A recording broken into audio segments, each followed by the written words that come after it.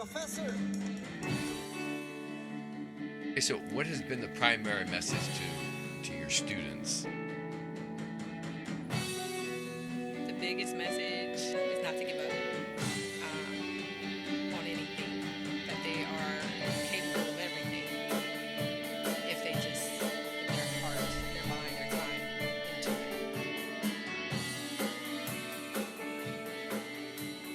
it. And we're live. All right. Finally, we're getting this done. So, Tara Taylor is my guest today. Welcome. Thank you. Hi, All right. everybody. Okay. And the Imagine Fitting In podcast is all about mentors, healthy lives, and community. And I know you do quite a bit of work in the community here in Dayton. So thank you for that. And we love to highlight these stories about mentoring and trying to help guide the youth as probably early as possible Absolutely. and over the years. And we all know that's valuable. So welcome. And I would like to welcome our listeners from Wayne High School. If you're alumni from Wayne High School, on episode 5 of Imagine Fitting In, you'll be hearing Mr. Tom Hyde. I think about episode 10, we're going to hear from Mrs. Bird, Miss Pamela Bird. Shout out. And I believe I'm going to be popping Miss Tara here into number 7, lucky number 7. Hey, that's my birthday. Is it? 7th. It's my favorite number. It's my softball number. Oh, okay. That's Perfect. That's the number. We're going with that. All right. So I usually like to start out as tell me a little bit about, where were you born? Where do you call home? And, your upbringing, you're growing up. So I was born here in Dayton, lived in Huber Heights. I went to school to Wayne. I moved away for a little bit as an adult and then came back, and that is where I reside right now. When my mom, when I was born, she was military. So my grandmother actually had custody of me. Oh, okay. So I was a grandma's baby. Then my mom ended up moving away, and I stayed with my grandmother. So Okay. love my grandma. What do you call grandma? Grandma. Oh, that's it, grandma. You just Yes. no pet little name, whatever. Nope, it was just Okay, grandma. awesome. Yeah, she We- was pretty stern little lady. Yeah, little stern little lady. Yes. Set you right. Yes, And she as did. as we were talking before, I mentioned about, okay, we know what that is, kids. Mm-hmm. Some kids don't know that, but that's old school. Yeah. And you did what you're supposed to, Yes. and they knew where you were all the time. Yes, they did. Yes, they So did. I was joking with Tara about how, okay, she's got some boys of her own, and she learned those lessons, and skip that generation. That's still some really strong stuff that permeates through, and I would consider that like gold. So valuable. Yeah. And it's probably an art form to communicate to the kids today, Yes. and I'm sure you work with kids of all ages. I know Yes. that. We'll get into that. Now, okay, so what school you actually went to? What was that, the grade school you went to here in Dayton? So I was, Valley Forge Elementary School. Okay. In Huber. And then that was around the time I had moved away a little. I was in Louisiana. Then I came back, went to junior high at Studebaker and Weisenborn, and then I graduated from Wayne High School. My whole family's graduated from Wayne High School. I think looking at Tom's bio, I think I've seen all those schools in his bio. Yes, probably. I've known him. I said he was my principal in junior high, and I had the privilege of getting to work with him the year before last when I worked at the school. So Nice. Okay, and even starting then, what are your earliest memories of grade school? Like, did you have an idea of what you wanted to be, or thoughts of interest? What was your interest at the time? What were your interests at the time? You're laughing. It is. Oh gosh, that's so funny. I was going to be a lawyer no matter what. I was going to be a lawyer. I was that girl. My sister would be like, let's play. Everybody wants to play with dolls and stuff. And I wanted to play courtroom. And we'd have the fake computer. Oh, it was crazy. How do you do? Are you watching Perry Mason or something? What? I have no idea. You don't- I felt like I was really good at finding out things. Okay. Investigative kind of. research. Yeah. Okay. And then proving somebody's innocence or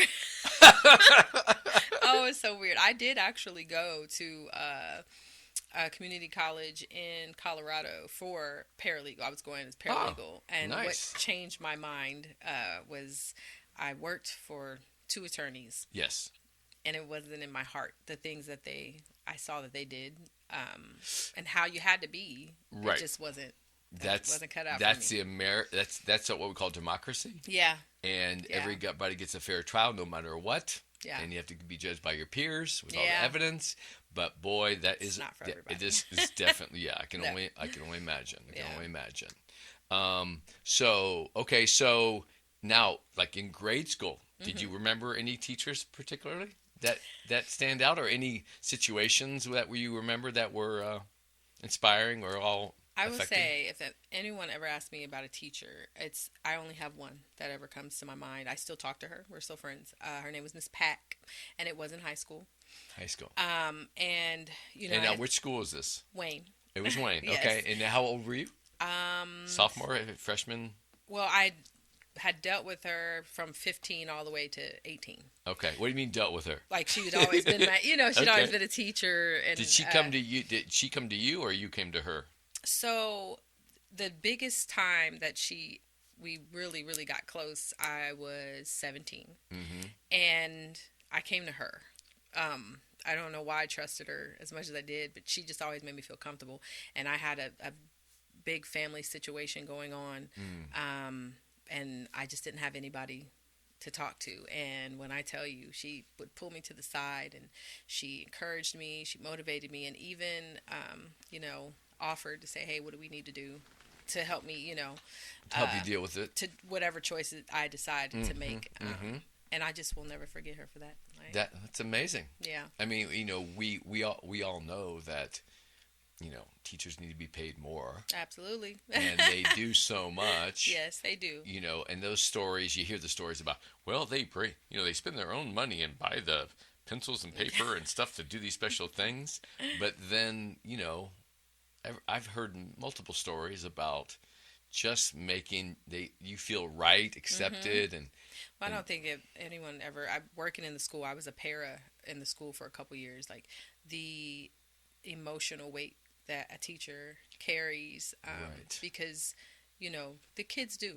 If they feel comfortable with you, they're going to come to you about things, Right. and obviously not necessarily things that'll put them in harm's way, because they do have a right to report. But I mean, just to talk to them, and you go home with that every day, and it's a lot. It's a lot. Powerful. So there's way more than just going in and teaching math that these teachers do. Right. So Right. that goes for coaches too.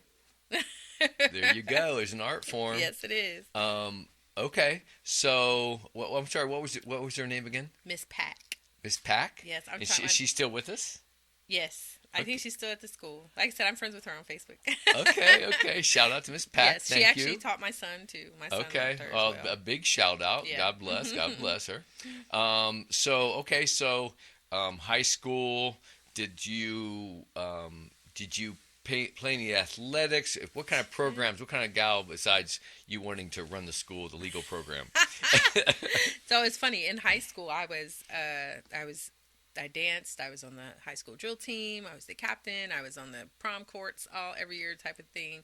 I competed dance as well, and I love softball. I played baseball with the boys when I was younger. Sure, and you kept up. Yeah, so softball was my passion, but dance, weighed Okay. a little heavier than that. So Okay, I bet. I mean, listen, playing street ball with the boys. yeah, I played on, like, my dad had me on teams Okay. with the boys. Like, Awesome. We were competitive. Okay. Well, I bet you slayed when you get I that did. softball pitch Oh. comes in. Yeah, when we got with the girls, it was over. Okay. what I have to ask you, what position did you play? Oh, that's how good it was. I played pitcher. I played shortstop. That was my favorite. First, third. And, Okay. I mean, I dabble in outfield, but Yeah, shortstop all was the my... all the critical. Yeah. Yeah. Shortstop was definitely my fave, though. Because see, I never had to worry about third baseman when I went to bat, so I was left-handed. Oh. No, you did it.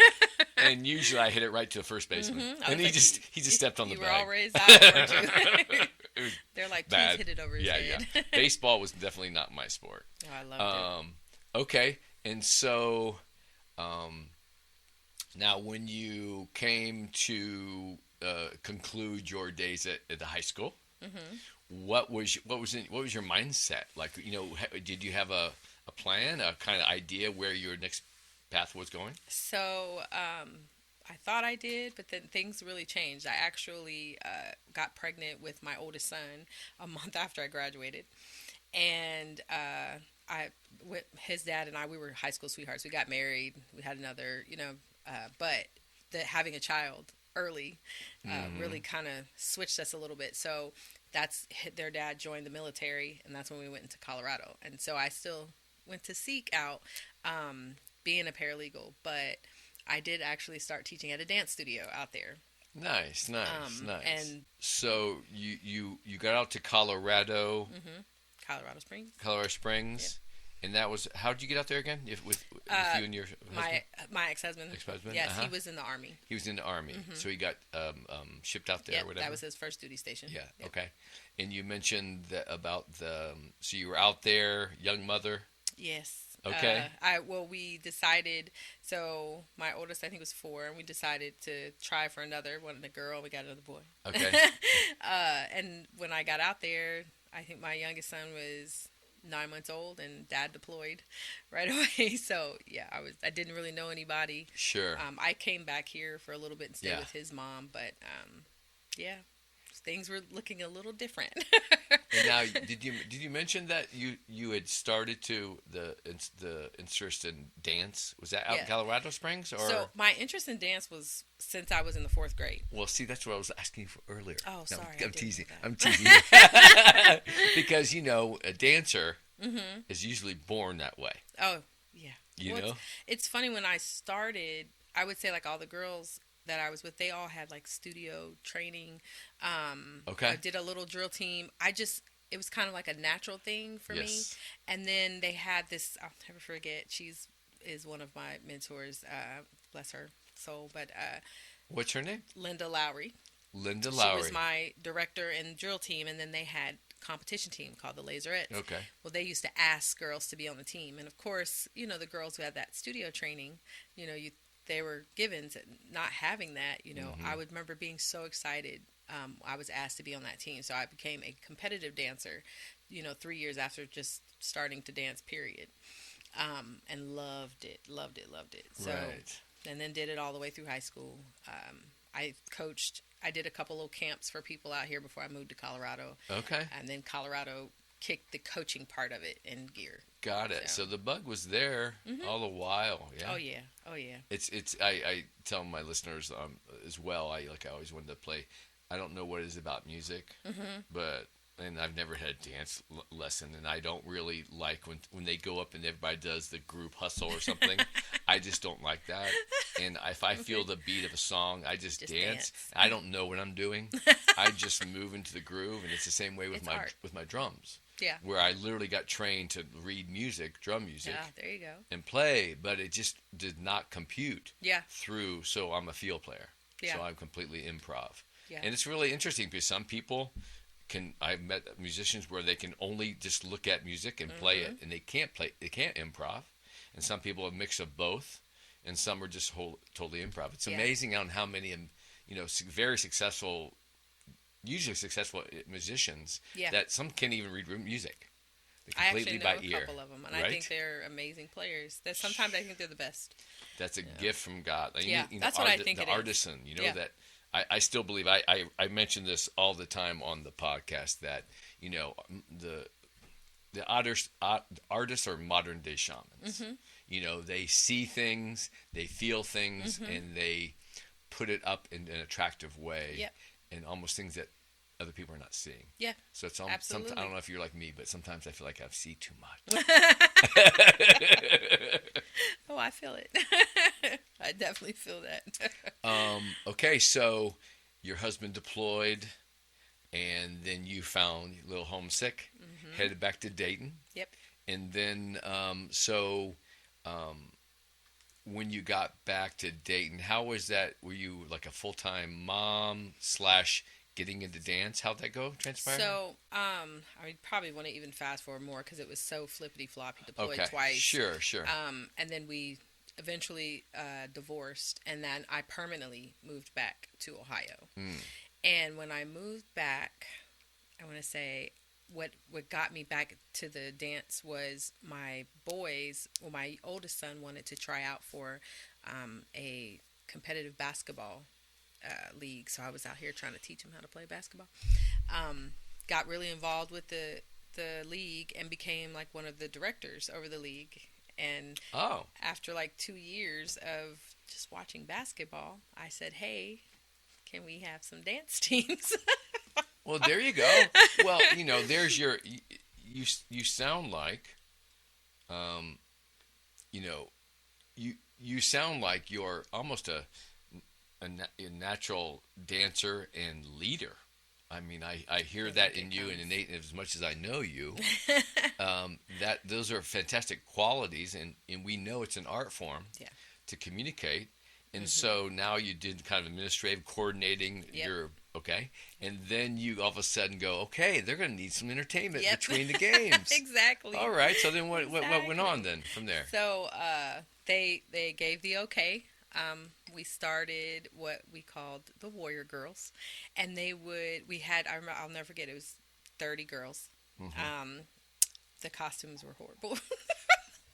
There was no sparkle. It was like, I don't even know. They were they were like in the closet from pre-days of somebody else doing a program? Being not to say any people's names, I'm like, who sold that? No. Look, I used the same, I remember going through the same company that they were looking at basketball uniforms, if that gives you any idea. They were just so stretchy, black, red, white. So it was some room to improve. Oh, there was lots. Like I said, we had 2 teams, a little team, big team, pretty much, and 30 girls.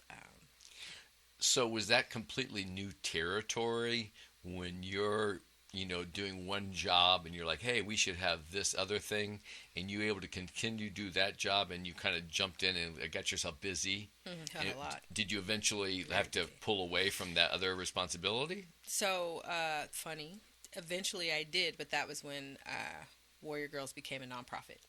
So it took a while. It was that was in 2013 when we started the Warrior Girls, and we didn't become nonprofit until 2020, which was when COVID happened. Okay. So, yeah. And just, I want to say on record, yes, Warrior Girls, that type of dance, that was the first time that anything like that has really been in Huber. Like, we do a lot of focus in drill team. Yep. So you have the Warriorettes, you have the little Warriorettes, and sometimes Warriorettes will perform at basketball games. But this was like solely focused on just basketball only. So you couldn't do drill stuff. This was more of what competition would do, but during basketball. So it was kind of exciting. I think that's why people like accepted it so much. It was fun to see the girls, doing it here instead of on a football field all the time. So, yeah. So it was different. Yeah. So during that administrative part with helping your son with the basketball thing, did you have anybody that mentored you with that? Did you help excel your leadership, or? So at the time, I say first off, in mentoring period, my first ever mentor, I would say, is my uncle. Just the man that he is. He's a pastor. He's a great person. And he helped my grandmother heavily when raising me. And I would say that's where the first, what being a good person and good leadership was. It's just doing the right thing. Right. And thinking about, that's where I got to know, thinking about my emotions and people. Then Linda, who was my director. Yes. And she was around through all that. So a lot of what I did starting this came from what I watched her do with us. Oh, okay. So I would definitely give her all credit to the, dance mentoring. But at the time, I would say outside of what I learned from her, it was whatever I said is what it was going to be, because it was new. It was a new territory to everybody. Right. So I had my right hand, Melissa, who had danced with me, one of my best friends, and she was also coached by Linda. So, but it was literally just go. We'll figure it out along the way. Okay. Well, that's any kind of adventure. Yeah. If you're starting a company or getting involved, and if you have your own project and spearhead it. And what's so, for me, I'm such an independent Aquarian that, my most popular words, I think that I was thinking of when I was about 6 or 5 was what if. And those words have just what if Right. has just been permeating. And what the most wild thing is that I had my guest number 4 who's coming out this week, Vinny. He was my fitness mentor. And he literally, when I asked him to send him the bio notes to be in the to listen to the show notes, he ended his take of his information on him with the words. Oh, he said he always used to ask himself, "What if?" Oh, wow. And it was crazy because he is like why I'm been in the fitness business for 32 years. Became not only a trainer, which I became I train trainers. And Wow. you talk about having confidence in building, and he was just incredible. So it's interesting on terms of both innate qualities that we're born with, and then those powerful people Yep. that we don't know at the time how Right. powerful it is, of course, and then how important that is, that structure and something to bounce off of. Absolutely. Awesome. Yeah, like So, I believe that God he knows the path that He already has for you, and so it's adamant that along the way you met that person. yes, And fate, there's a certain amount of fate there. yeah, but that was definitely Linda for me. Okay. I swear I had Nice. mentors in different stages of my life. I had 3, and they were all. What did you think made Linda such a great mentor? I really don't even think that she realized that she was. And I think it was just because eventually, that being what I was going to do, I got to watch how she did it, what she did right, what she did wrong. And her daughters as well. I actually still talk to her daughters. She passed away a few years ago. Oh, God We bless. actually had her homegoing at my studio, like a gathering. But I think it was just she was such a driven woman. Like she was a boss. You hear me? like she didn't take anything. Yeah. She was just go go go, and stuff got done. I was just gonna say you saw stuff get Yes, done. yes, yes. Everybody you can have concerns and questions, but then that point person, that strategy, which every good business has some kind of leadership consistent strategy. Yes. Yeah. So awesome. So why do you do what you do for youth in the community? So I would say that when I was younger, especially the dance part. So like it didn't just start with dance. The basketball was a big part. I loved football. I loved anything that supported the kids. But for me, growing up in the situation that I had, my grandmother was strict. I didn't really get a life between her and even my mom when I was living with her. I couldn't go anywhere. I didn't trust any friends, and not that it was a bad thing. It was just a very Protective. yes, very, very. And dance was my outlet. It was the only way I got to get out. Yes. It was the only way I got to connect and build relationships the most besides going to school.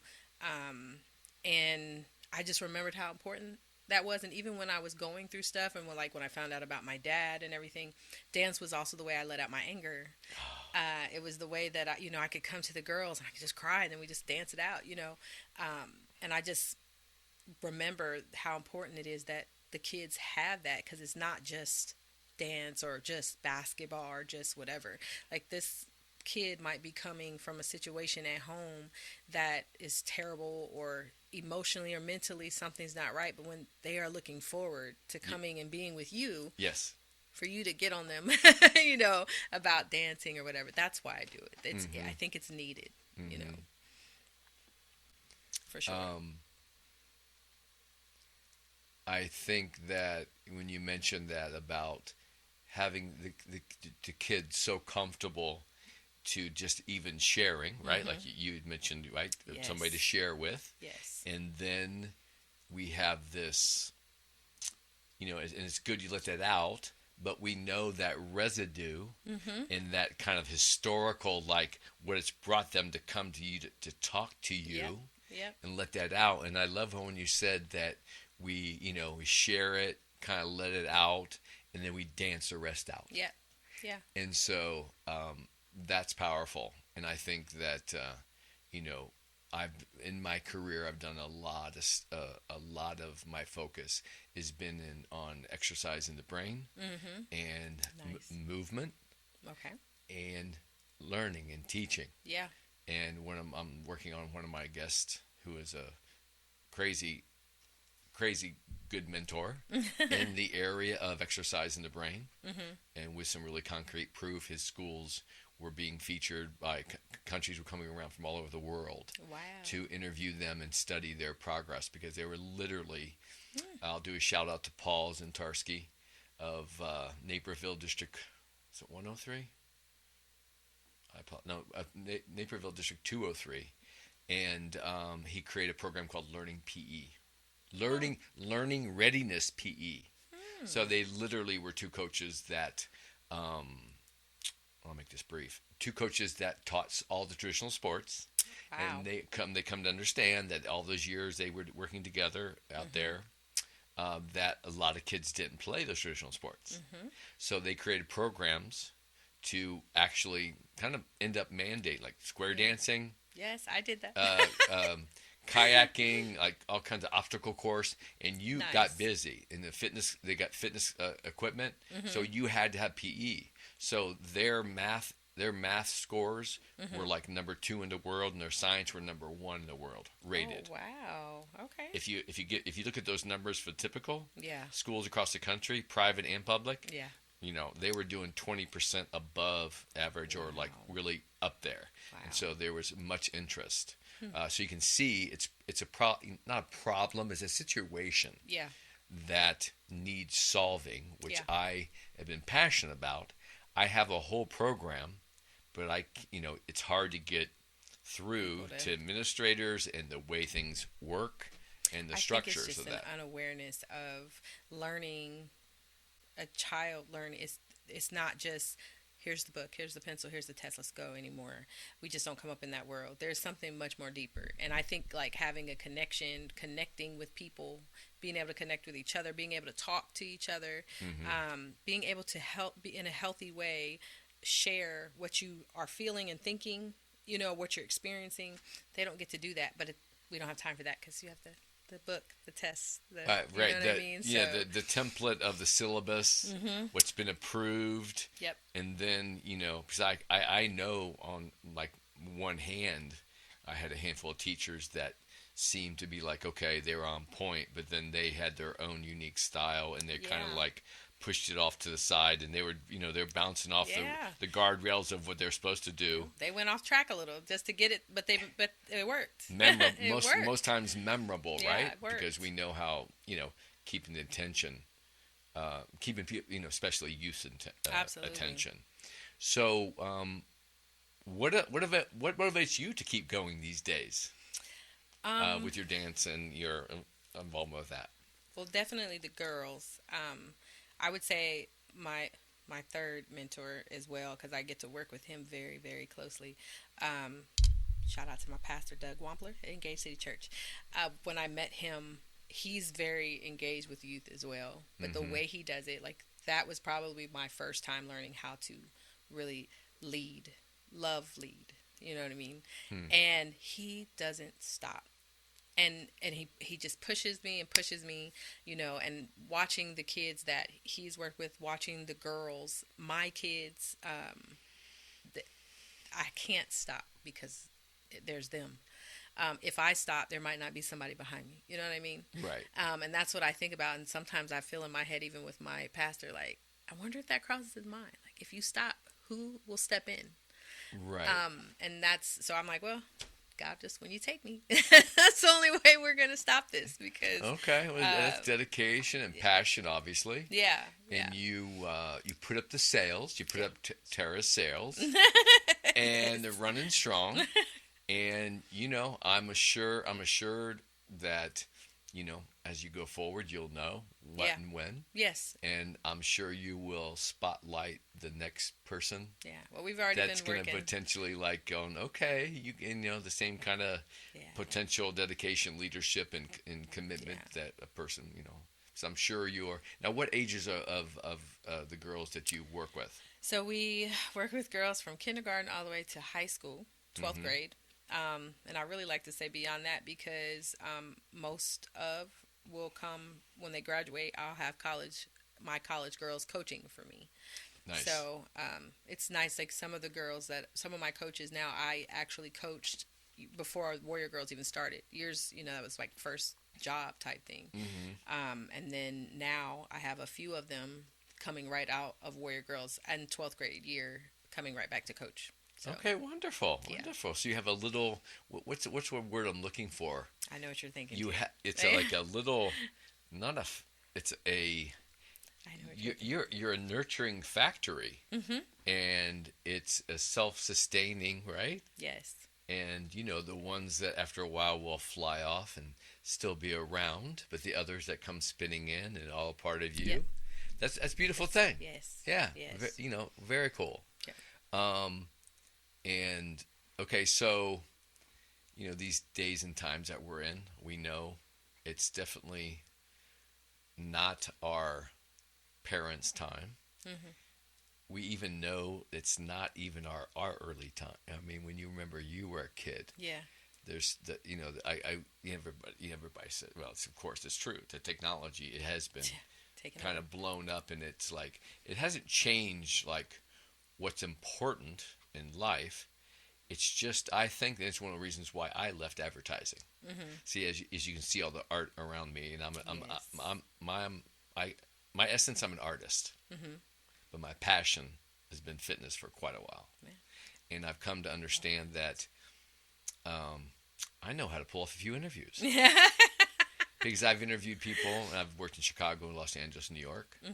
I've traveled, all around the world, 34 countries. I think Wow. I'll be going to my 34th state into this month. Oh my goodness. So now my states match my countries. That's great. Over all that time, and I'm back here in my hometown, Dayton. Welcome back. So getting back to my art, and I was always inquisitive and curious in the what ifs, and in terms of working with people in general, because I consider I work with a lot of big kids, and they're anywhere from I'll work from kids from 12 to kids till they're in their 90s. Yeah. I call, and I That's a lovely thing. I don't treat them like children. I try to engage and entertain them with information to make them more curious and want to keep pulling from my basket. So I try to create through my speak and my approach and my delivery. It's all about them. And I have created this nice little basket. I've got all these cool things that I think that, you kind of came and found me for a reason. Right. And I think I have some cool things. Right. So I want to make sure that you like my basket, and I'm not going to force it on you. Right. And do you see anything in there? Right. Right. And then they'll come back. They'll grab and like, yes, I like. Oh, that one tastes good. That feels good. I remember that. I want to come back for more. Right. And so, what else should I? Right. So that being said, what your motivation, like in terms of, have you had any, could be a Jane Doe, John Smith type of situation, where any inspirational situations where you needed to try to get this kid's attention to motivate them, to steer them from a path that you see them do or they already did. Can you share any kind of anything there of how you motivate kids? Yeah. So the example I would give you is probably one that's still in process. But there was a young girl who was actually a student of mine at the school, and she had come from the city, lived with the grandma, just had a rough background, and man, the girl wanted to fight everybody. She just wanted to fight. She didn't know how to talk to people. She was just angry. Lots of energy. But something in her, I don't know what it is, that was just drawn to her. And so we were talking about dance. We kept talking, and 1 year went by, and she tried to dance, and then of course eventually quit. Then she reached out again and got her to coach for a little bit, and things didn't work out there, and she left. And recently, so we're like going into year 3, and she still has a lot going on and still not making the best decisions in her life, but she's thinking. And she's almost an adult now. and she reached out to me for the summer. And I hadn't talked to her in a while because we weren't at the, I didn't work at the school anymore. Mm-hmm. And she said, hey, I wanted to know if you were offering anything, in the summer for dance. So he was like, I got something for you. I sent her the thing. It's like, and I'll sponsor you. And she reached out. She signed up and never showed. Oh. And I say that to say, though, but she remembered and she keeps reaching out to me. So at some point, I know that there is something, she's going to have some value in to the Warrior Girls somehow. Mm-hmm. And she's eager and she still wants. And sometimes there's just so many other things out in the world that keeps them away from what God has for them, that I believe that's what's happening. But he hasn't removed me out of her mind and her heart yet. Right. So I believe that that's in process. And that's just story 1 out of 75,000. I mean, it's just nonstop. Yeah. It's nonstop for these girls. They all experience it. And some of the girls come in and they'll just cry. We go in the room. Yeah. They come in my office and I'll pray over them. And then I literally, let's get back at it. Right. We did this one, I'll never forget this little, I don't know if it was like a project or something, but we said, leave it at the door. That's what we called it. And so we had, which we might be bringing that back this year, to say something to Tarika, but we would tell them on a sticky note, whatever's bothering you, no matter what it is. It could be one word. It could be something, your boyfriend, mom's getting on your nerves, I'm scared or something, I might be pregnant, whatever it is. Right. Write it on a sticky note. And on the way in, stick it on the door. And that was, nobody had to look at it. No, was that nobody kind of said anonymous? anything. And yes, you didn't put your name on it. And what we were telling them what it was like, in this space, all of that is gone. It doesn't. Now, if you choose to take it back with you when you walk out the door, yes, that's on you. But in this space, right. This is your space. This is right. your happy space. This is your growing space. Leave it at the door. And of course, we would pray over, what they left at the door. Sure. And I think that's what it is for them. It's a safe space. It's just a super powerful resource for them. And they obviously, consistency. Yeah. They know it's consistent.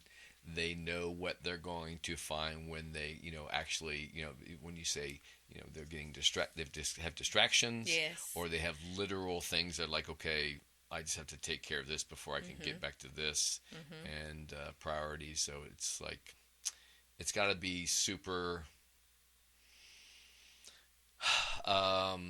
intense at times, I'd imagine, being a teacher, that when you see a young one, be troubled and then make progress and then waver back and forth, but God, I think you learn, though, after doing it for so long, that it is part of the game. Like, it is. It's, we live in a world where it's like good and it's bad. It's good and it's bad. And we always have choices,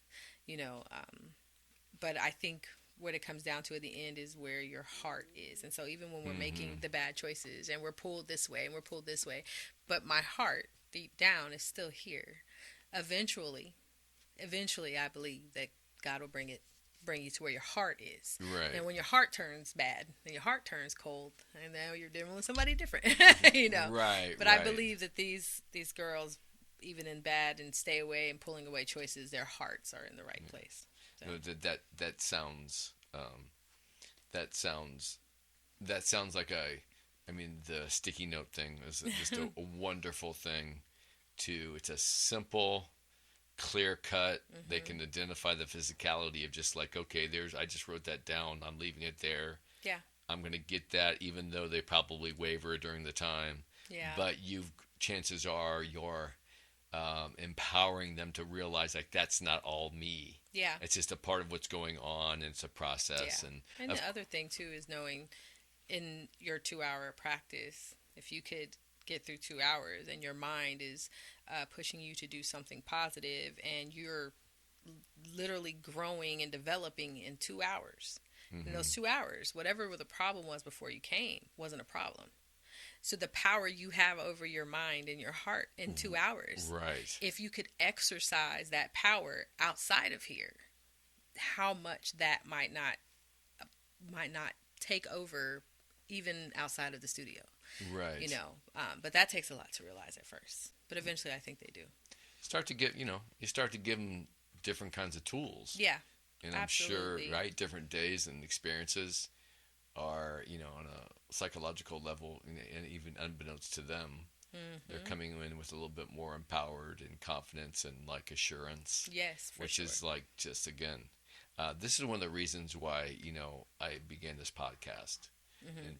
and I tell people, and I'm always asking for guests, Hmm. and I want this to be it's obviously a Dayton based podcast, Yeah. but with my adventures in my younger days and all around the country and around the world, I'm bringing in various people from all across the country, Hmm. and every profession, every age. Somebody asked me why would you have me on? I don't know what I'd say as a guest. I go, listen, everybody's experienced a mentor or Hmm. someone they admired, or someone helped, you know, shed the light, or if they've in their own natural essence, they just feel the leadership qualities and Hmm. wanting to help and assist and passionate. And there's a Yes. nugget. There's a nugget in every conversation, Hmm. and it's to be found. You never know Yes. what comment at what time somebody might be listening to this. Hopefully, that's my intention, Yes. is to spread those nuggets around and realize, like, hey, we're all special. We're all the Hmm. same. We're all dealing with the same, issues day to day. Yes. And I heard this before. I heard this recently. Said there is no such thing as being happy, and in this world, Hmm. you know. And I was like, what? What? No, I disagree. Well, you know, the challenge is to try to find that joy, that those moments, Hmm. recognize those happy times, those Hmm. joyous moments that usually are the ones that we just take for granted, Right. Right. and like, oh, nothing's going for me, and blah blah blah. They don't. It's not critical, but they're not excited about life and Right. appreciation. Then something goes sideways, Hmm. and then I think it's a combination of getting older and appreciating, right? Yes. Yes. And it's like, for me, my mo Hmm. has been continuous. Like, okay, if I can't find, if I can't find that joy in the world around me, then you know what? I'm going to work on trying to create some There you go. There you and go. spread the love and have people understand that, you know, it is. You mentioned it in your mind, in your heart. Hmm. You got to get those kind of connected. But when we're young, oh my gosh, right? I Yeah. I didn't even find out that the human brain wasn't developed till you're 25 years old. Oh. I moved to Chicago when I was 21, and I'm like, I was doomed. I was a kid, right? And God bless, I had a sister, and my late sister, God bless her. She was there. I kind of, supported me the first ropes, but Hmm. after about so many, like 6 months or 9 months, I'm out living by myself in Chicago at Oh 22. man. Oh It gosh. was And and your now brain wasn't developed. exactly. I mean, I'm thinking like I'm on, whatever. I'm just Hmm. doing I've it. grown. And so it offered adventure, and no wonder my parents looked at me cross-eyed when I left. They're like, "Oh, okay." Like you think you Anyway, know, but you don't. right? It worked out. So, when and how did the We Are the Warrior Girls start? That's a very Yeah. unique name. We Are Warrior. We are warrior girls. We Are Yep. Warrior Girls. How did that So start? that was When? the basketball. So that was in 2013, and Yeah. that's when we started for the basketball games. And at the time, they were Warrior Girls. Well, Future Warrior Girls, and then Warrior Girls. And when we became nonprofit in 2020 during COVID, I changed it to We Are Warrior Girls, because I think that title kind of speaks for itself. Like, you know, you look at warriors a different kind of ways. They're fighters or in this, but fighting looks so different. And it's not like physical fighting or that you're strong or whatever. Sometimes warriors are weak, and it's the growing in it. That's why we take girls. You don't have to have any experience. Right. We have our comp teams. That's something different, but you don't have to have zero experience. We're gonna teach you. Right. And you're gonna walk away knowing something more than what you did when you started. And Excellent. it's just growing. You're stronger. So Yeah. you're a warrior. Plus, we also do some community outreach stuff that we have them do, just so Okay. they learn to, Sure. make sure that they're giving back Yeah. in some kind of way. So That's amazing. Now, how old are they when you have them start to do that kind of stuff? oh, that's early. So like that'd be all of them. Like we might do something like the cards for deployed soldiers, and we'll talk to them about what that's like. And watching the little ones who can't even write. Yeah. But I have been told that when the soldiers open up cards with the scribble, oh, they just probably lose right? it, right? Oh that my, it's the greatest so thing. touched. Yeah. And so we shared with them, especially because some of our girls, their fathers had been gone, how grateful they are, to have parents here, and that there are some kids whose their parents and their moms or dads are away in a different country and fighting for us. And, right. But they're here by themselves at this time, and this is why we want to do that, and that's teaching them compassion for others, And we collect food items for the city bags for the Huber Heights City Schools, and we'll do something at an event. And they all know that, and some of them are recipients of those, too.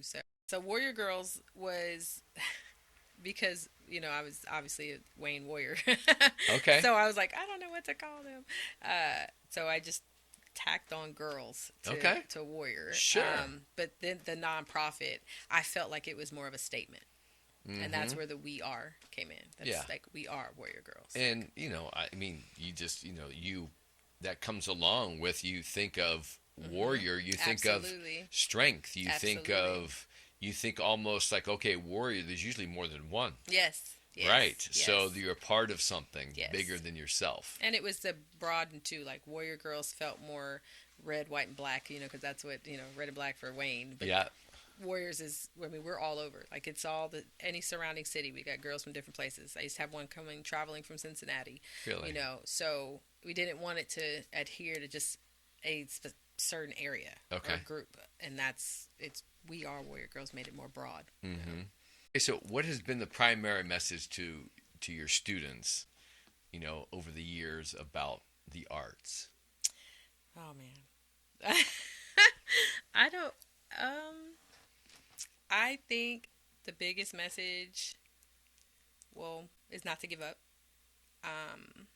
on anything, that they are capable of everything if they just put their heart, their mind, their time into it. I think that's honestly the biggest thing they take away from it. Mm-hmm. I think every time someone comes in, it's something they think they can't do, only to find out it's something they can. And it has nothing to do. You're talking specifically about dance? No, just in general. Or just in general? Yeah. Just I mean, you tasks. think about, we did summer conditioning camps for girls in the city, and nobody thinks they can run miles and do, sure. herpes and all this stuff. Right. Just whatever we do, this is stuff that you, one, never thought you would, or two, didn't think you can. And I just want them to, as young girls who will become young women, never, ever, ever think that you can't do something. So there you go. That's their takeaway, But, that's a wonderful message. Yeah. And I always tell them too, like, I say, but Corinthians 4:13, I can do all things through Christ who strengthens me. And that's where, like, it's in the studios. Okay. They know that's what I live by. And then, I just tell them, as long as they continue to feed their focus, starve their distractions. Oh, that's nice. Say that again. Feed your focus, starve your distractions. Love it. So love it. I think that they always. I look at the girls, and one comes in, and everybody be like, the parents will say, oh, I don't know about this one, and I'm like, don't worry about it. It should be fine. I'm not concerned. You've seen it all. Yeah. My take about the arts is that we know everybody needs it. Mm-hmm. And the artists that we call artists in every medium, right? And we know we can, list the different kind of mediums, from authors to writers to filmmakers to musicians to painters, sculptors, and all that, and the visual arts and stuff. It involves creativity. Yes. And so I think that most people, when you say, "Oh, I can't," they say, first thing they say is, "Oh, I can't draw." I'm like, no, creativity. You can be a lawyer and be creative. Mm-hmm. So that creativity, that essence of your, thinking out of the box, yes, is, I believe, is a powerful tool that often, gets not enough attention. Agreed. And I'm being a big proponent, as I'm continuing to work on even this podcast, to reach out to more both educators, educational organizations, mental health organizations that we know, and it's I myself was like, as a kid, I was, everybody has confidence issues, and I remember I went to start exercising. I started lifting weights, gets confidence, and you build strength through your physical temple, and then it's like, if I can do that, I can do anything. Right. And so that was a focus, a clarity, a strategy, a just like throw your head into that. Yes. And like you said, leave that back there and just go forward and throw in new change. Yes. Change is good. Change is It can be it's necessary. It can be super uncomfortable. Yes. Like being interviewed on a podcast.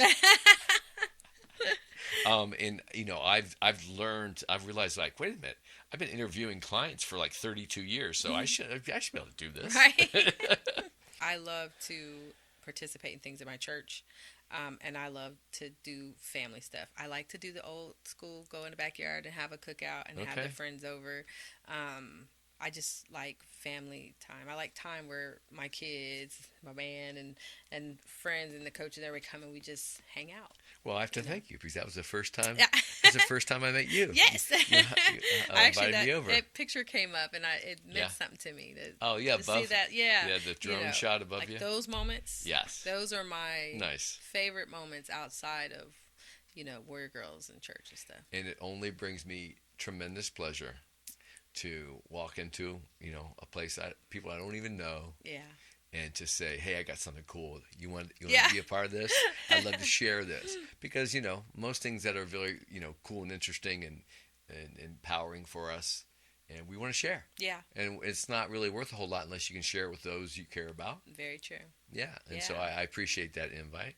Yes. Okay. And so what does your self-care look like for you? Like, what do you feel that's, do you have any kind of rituals and regular type of things that you do that helps you keep you? What do you mean besides getting the nails done and the hair done? I would say, well, definitely praying is one. Mm-hmm. Obviously, this is an area all women, I'm sure, could work in better.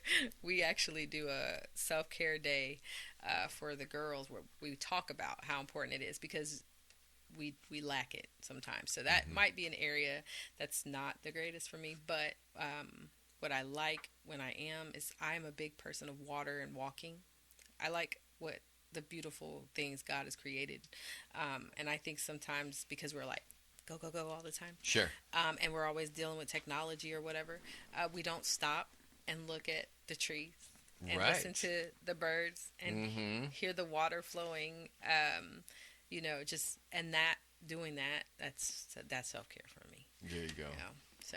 No, I understand, because I'm my sign is I'm an Aquarian. I don't put all the marbles in there, but it's a water sign, and I love water. Yeah, I love water. And I do most of my exercise. I still strength train because I'm 61.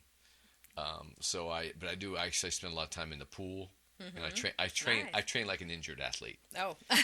Hey. So I do most of my foot work on my aerobics feet and stuff. Oh, nice. I run and do in the water.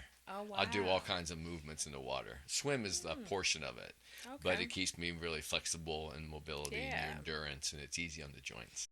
I actually, as kids you'll understand when you get older. I might need to try it. Yeah, I go to is it Eastland Lake sometimes. I would work there. I'd pull my laptop out there. I'd read there. I'd pray there. I'd walk there, just so I could hear that water. It's funny. Where at? Is it Eastland? Oh, Eastwood Lake? Eastwood Lake. Yeah. Okay. I just up and down. Okay. There. Just nearby. Sometimes I'll just go and I just sit. Sure. But funny fact, I run the water every time I'm getting ready in the morning. Anytime I'm in the bathroom, the water has to shower because I love the sound of water. It calms me. So people are like, "Oh my God, your water bill." Oh yeah, right. Well, that's that's a form of ice. I used to sit on the edge of Lake Michigan and and just with my dog after I'd run her, and I'd sit there and just try to be quiet. Just listen. And just listen to the ripples of the water. Yes. Yep. Be here now. Yes. In the moment. It's one of the reasons why I left advertising. Nice. Because I found myself using my artistic talents Mm-hmm. to sell all the things that I didn't believe in. Yeah. So that's got me into There it fitness. There it is. Be So here now. I like that. exactly. Be here now. I like that. And I'm working on another project with a couple of people that I've met because of this podcast. Oh, okay. And these are special people that are in my life that I have mentored. I helped mentor one gal years ago, Mm-hmm. and she just acknowledged that fact. That was really beautiful thing. And then I have another young man who went through a really tough period when I met him. I didn't realize how tough it was, Oh, wow. and he really appreciated it.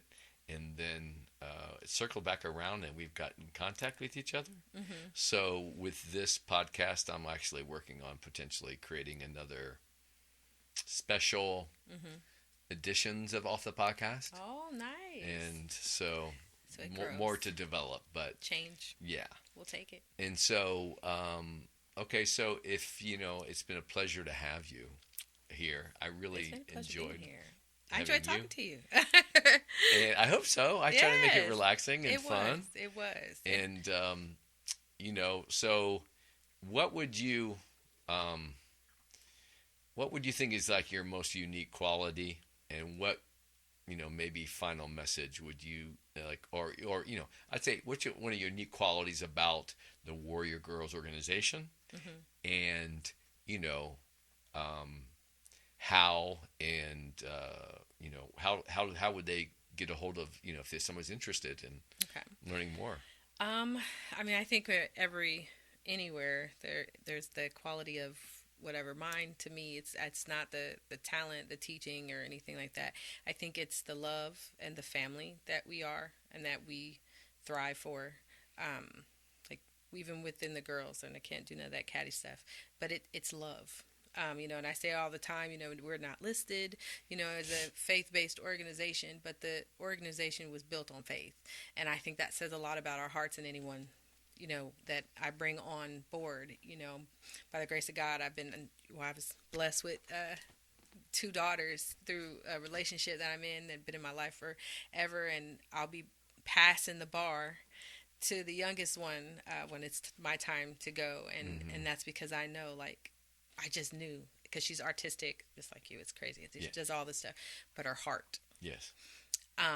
We have, everyone in this organization has the heart, and I believe, like, I think about, if I were going to leave my kid with anyone, for a couple hours for practice, like, what type of people would I want it to be? Sure. And that's who I think we are.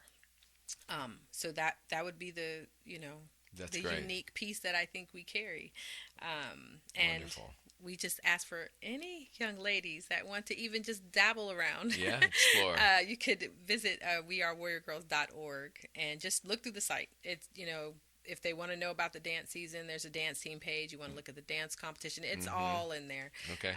They can send an email for questions. Okay. Just check us out. That's all I say. Awesome. Well, Tara, again, it's been a real honor, privilege.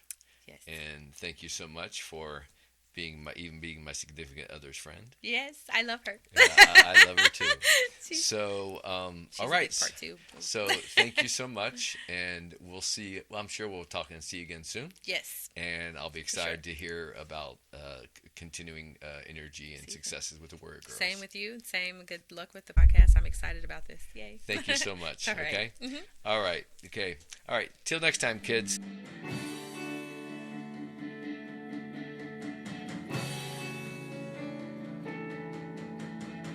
Professor,